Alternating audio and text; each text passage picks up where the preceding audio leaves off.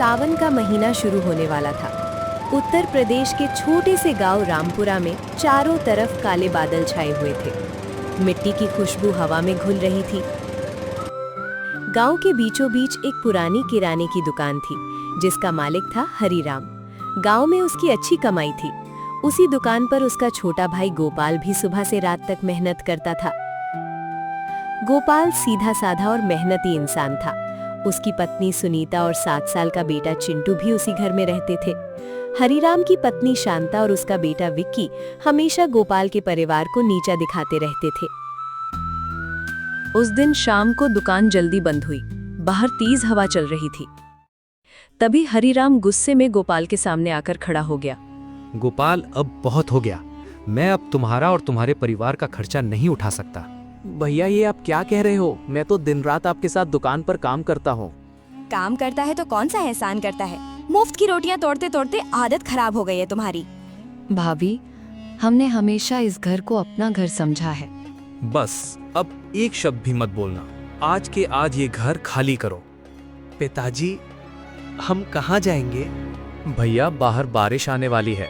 कम से कम बच्चे का तो सोच लो। मुझे कुछ नहीं सुनना। निकल जाओ यहाँ से। गोपाल चुपचाप अंदर गया। उसने एक पुराना बैग उठाया। सुनीता ने कुछ कपड़े बांधे। छोटा चिंटू अपनी टूटी हुई खिलौना गाड़ी हाथ में लेकर रोने लगा। चलो जी, जहाँ भगवान ले जाएगा वहीं रह लेंगे।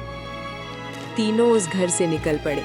आसमान में बिजली चमक रही थी। गांव के लोग दूर खड़े सब देख रहे थे, लेकिन किसी ने मदद नहीं की।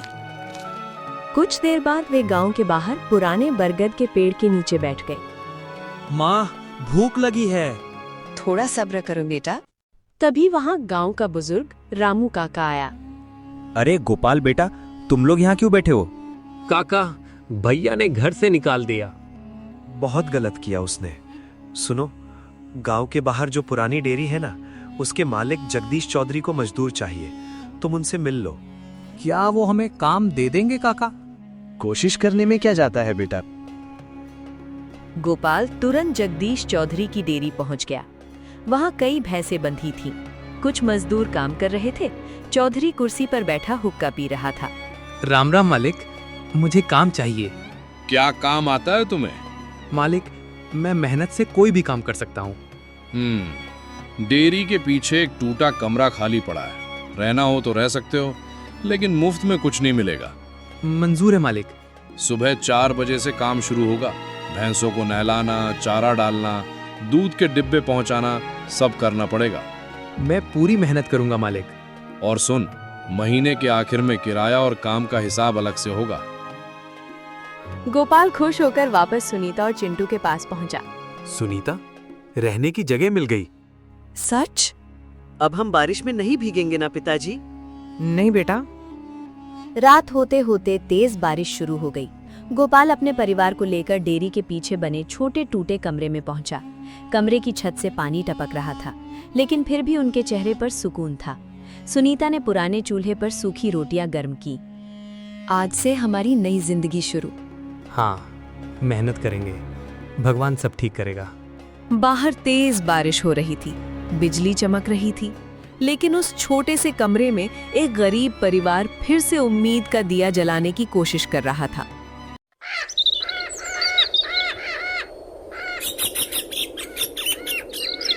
अगली सुबह अभी अंधेरा ही था।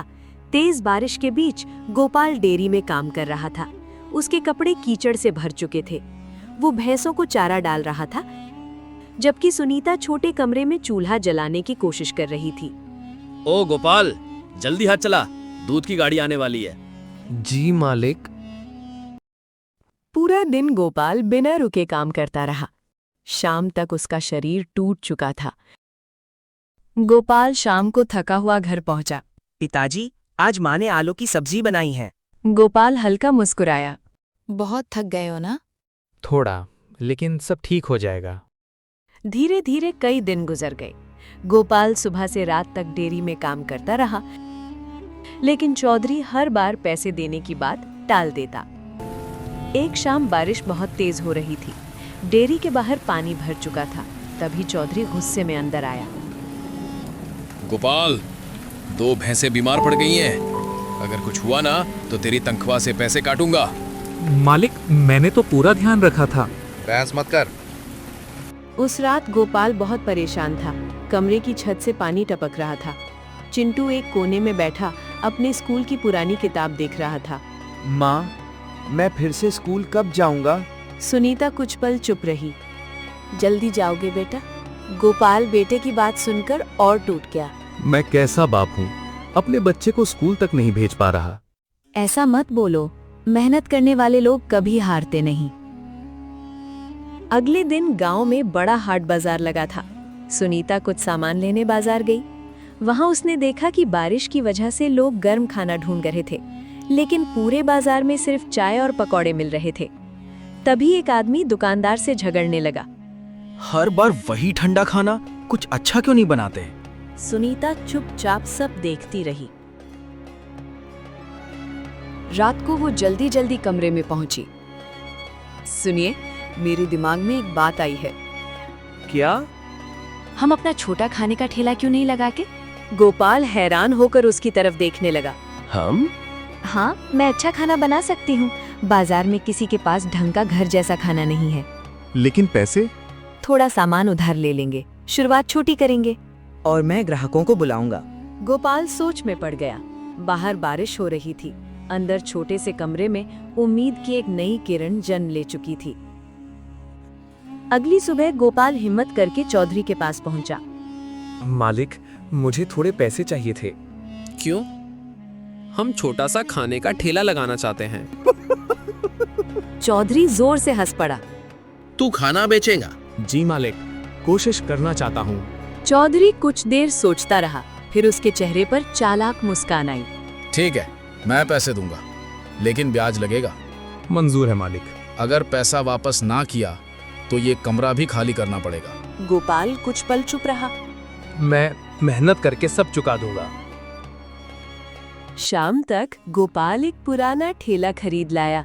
चिंटू खुशी से उसके चारों तरफ घूमने लगा। वाह, अब हमारी भी दुकान होगी। सुनीता की आंखों में चमक आ गई। कल मैं सबसे स्वादिष्ट खाना बनाऊंगी। तीनों देर रात तक ठेला साफ करते रहे। बाहर बारिश जारी थी, लेकिन इस बार उस छोटे परिवार के चेहरों पर डर नहीं, उम्मीद थी। अगली सुबह गांव में हल्की बारिश हो रही थी। गोपाल और सुनीता बहुत जल्दी उठ गए। छोटे से कमरे में चूल्हा जल रहा था। सुनीता बड़े मन से खाना बना रही थी। गरम दाल की खुशबू पूरे कमरे में फैल गई थी। माँ, आज बहुत सारे ग्राहक आएंगे ना? अगर भगवान ने चाहा तो जरूर आएंगे। गोपाल पुराने ठेले को धक्का देकर गांव के बस स्टैंड के पास ले गया। ऊपर प्लास्टिक की बड़ी चादर बांधी गई थी ताकि बारिश से बचाव हो सके। सुनीता ने गर्मा गर्म दाल, चावल, रोटी और आलू की सब्जी ठेले पर सजा दी। पता नहीं लोग खाना पसंद करेंगे या नहीं। दिल से बनाया है, जरूर पसंद आएगा। शुरुआत में कोई ग्राहक नहीं आया। लोग बस दूर से देखकर निकल रहे थे। गोपाल की चिंता बढ़ने लगी। तभी बारिश अचानक तेज हो गई। कुछ मजदूर भागते हुए ठेले के पास आकर खड़े हो गए। भाई, खाने को क्या मिलेगा? गर्मा गर्म थाली है भैया। जल्दी लगा दो। सुनीता ने जल्दी जल्दी खाना परोसा। मजदूरों ने जैसे ही पहला निवाला खाया, उनके चेहरे खिल उठे। अरे वाह, घर जैसा स्वाद है। बहुत दिनों बाद इतना अच्छा खाना खाया है। धीरे धीरे और लोग आने लगे। कोई दाल की तारीफ कर रहा था तो कोई रोटी की। बहन, तुम्हारे हाथ में तो जादू है। सुनीता शर्माकर मुस्कुरा दी। दोपहर तक उनका आधा खाना बिक चुका था। गोपाल पहली बार इतने दिनों बाद खुश नजर आ रहा था।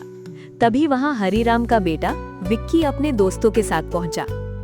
अरे देखो, चाचा अब ठेला लगा रहे हैं। उसके दोस्त हंसने लगे। कितना गिर गए हो तुम लोग। तभी पास खड़ा एक ग्राहक गुस्से में बोल पड़ा। अरे लड़के, मेहनत करने वाला कभी छोटा नहीं होता। विक्की चुप हो गया। हम मेहनत की रोटी खाते हैं, इसमें शर्म की कोई बात नहीं। विक्की वहां से मुंह बनाकर चला गया, लेकिन गोपाल के चेहरे पर पहली बार आत्मविश्वास दिखाई दिया।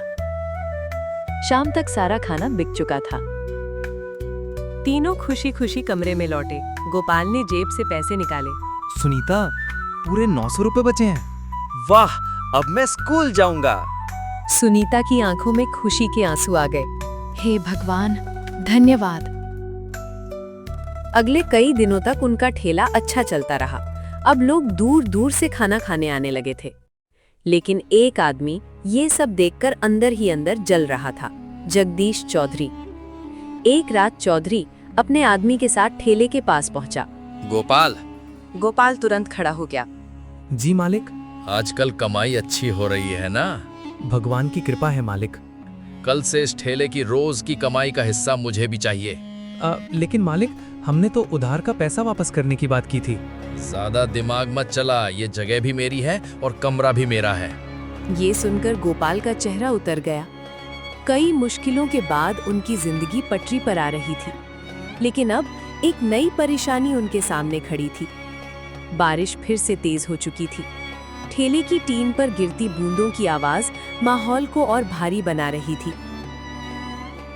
अगली सुबह से ही गोपाल और सुनीता बहुत परेशान थे। जगदीश चौधरी की बात उनके दिमाग में घूम रही थी। अगर रोज की कमाई का हिस्सा देना पड़ा तो उनके लिए बचत करना मुश्किल हो जाता। फिर भी दोनों ने हिम्मत नहीं छोड़ी। सुनीता चूल्हे पर खाना बना रही थी। गोपाल चुपचाप ठेला तैयार कर रहा था। डरने से कुछ नहीं होगा, मेहनत करते रहो। मुझे समझ नहीं आ रहा चौधरी से कैसे निपटें। दोनों ठेला लेकर बाजार पहुंचे, लेकिन आज वहां एक नई परेशानी उनका इंतजार कर रही थी। बस स्टैंड के ठीक सामने एक बड़ा नया ढाबा खुल चुका था। ढाबे के बाहर बड़े बड़े पोस्टर लगे थे। सस्ता खाना, सिर्फ 20 रुपए। गोपाल ये देखकर घबरा गया। अब हमारा क्या होगा? तभी ढाबे का मालिक बाहर आया। उसका नाम था भैरव सिंह। अरे ओ ठेले वाले, ज्यादा दिन नहीं चलोगे यहाँ? काम सबका चलता है मालिक। देखते हैं। धीरे धीरे ग्राहक ढाबे की तरफ जाने लगे।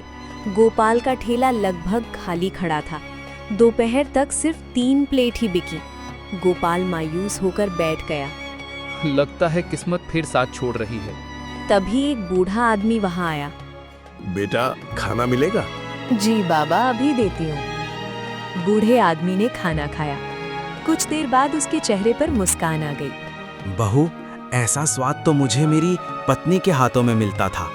ये सुनकर सुनीता की आंखें भर आईं। तभी पास खड़े कुछ मजदूरों ने ये बात सुन ली। चलो यहीं खाते हैं, यहाँ खाना अच्छा मिलता है। धीरे धीरे फिर से ग्राहकों की भीड़ लगने लगी। लोग ढाबे से वापस लौटकर गोपाल के ठेले पर आने लगे। ढाबे का खाना तो बिल्कुल फीका है, असली स्वाद तो यहाँ है। ये सब देखकर भैरव सिंह जलने लगा। शाम होते होते गोपाल का पूरा खाना खत्म हो गया, जबकि ढाबे में काफी खाना बचा रह गया। भैरव सिंह गुस्से में अपने आदमियों के साथ ठेले के पास पहुंचा। बहुत उड़ रहे हो तुम लोग। जी, हमने क्या किया?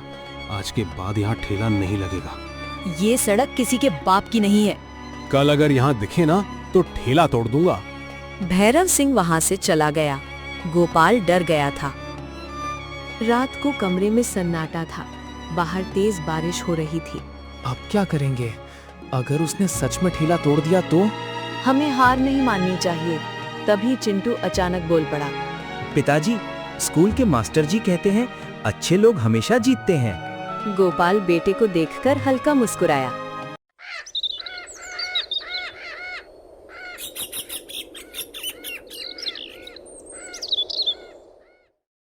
अगले दिन गोपाल डरते डरते ठेला लेकर बाजार पहुंचा, लेकिन वहां पहुंचते ही वो हैरान रह गया। बस स्टैंड के पास कई मजदूर और गांव वाले पहले से खड़े थे। जिसने भी ठेला हटाने की कोशिश की ना, अच्छा नहीं होगा। हम यही खाना खाएंगे। अब गोपाल समझ चुका था कि उसने सिर्फ ग्राहक नहीं कमाए थे, लोगों का दिल भी जीत लिया था। कुछ देर बाद भैरव सिंह वहां पहुंचा। उसने भीड़ देखी तो उसका चेहरा उतर गया। वो बिना कुछ बोले वापस चला गया। गोपाल की आंखों में खुशी के आंसू आ गए। सुनीता, आज पहली बार लग रहा है कि हम सच में कुछ बन सकते हैं। समय धीरे धीरे बदलने लगा। अब गोपाल और सुनीता का छोटा सा ठेला पूरे इलाके में मशहूर हो चुका था। लोग दूर दूर के गांव से उनका खाना खाने आने लगे थे। सुबह से रात तक ठेले पर भीड़ लगी रहती। एक शाम तीनों खुशी खुशी खाना खा रहे थे। पिताजी, आज मास्टर जी ने मेरी बहुत तारीफ की। मेरा बेटा खूब पढ़ेगा। सुनीता दोनों को देखकर मुस्कुरा रही थी। कुछ महीनों बाद गोपाल ने बस स्टैंड के पास एक छोटी सी दुकान किराए पर ले ली। अब ठेले की जगह उनकी अपनी दुकान थी। दुकान के बाहर बड़ा बोर्ड लगा था, सुनीता भोजनालय। दुकान के हमेशा ग्राहकों की भीड़ लगी रहती थी। तभी एक दिन अचानक दुकान के बाहर हलचल हुई। गोपाल ने बाहर आकर देखा, सामने उसका बड़ा भाई हरीराम खड़ा था। उसके कपड़े मैले थे, चेहरा उतरा हुआ था। गोपाल कुछ पल चुप रहा। भैया, आप यहाँ? हरीराम की दुकान अब बंद हो चुकी थी। गांव में नए बड़े व्यापारी आ गए थे और उसका पूरा कारोबार खत्म हो गया था। मुझसे बहुत बड़ी गलती हो गई थी। सुनीता चुपचाप सब सुन रही थी। जिस दिन मैंने तुम्हें घर से निकाला, उसी दिन भगवान मुझसे नाराज हो गया। गोपाल की आंखों में पुराने दिन घूमने लगे। बारिश वाली वो रात, छोटा चिंटू, टूटा कमरा, सब कुछ। अगर हो सके तो मुझे माफ कर दो। कुछ देर तक वहाँ सन्नाटा रहा। तभी सुनीता आगे आई। भैया, गरीब का दर्द बहुत बड़ा होता है। उस दिन अगर हम हार मान जाते तो शायद आज यहाँ खड़े भी ना होते। हरीराम की आंखों से आंसू बहने लगे। मैं लालच में अंधा हो गया था बहू। भैया, रिश्ते टूट जाएं तो जिंदगी बहुत खाली हो जाती है। तभी चिंटू भागता हुआ आया। बड़े पापा, अंदर आइए ना, माँ ने गरम खाना बनाया है। हरीराम रोते रोते मुस्कुरा दिया। बारिश फिर से शुरू हो चुकी थी, लेकिन इस बार वो बारिश किसी का घर उजाड़ने नहीं, बल्कि टूटे रिश्तों को जोड़ने आई थी। गोपाल ने ऊपर आसमान की तरफ देखा। उसके चेहरे पर सुकून था, क्योंकि अब उसे समझ आ चुका था, मुश्किल वक्त इंसान को तोड़ता नहीं, मजबूत बनाता है।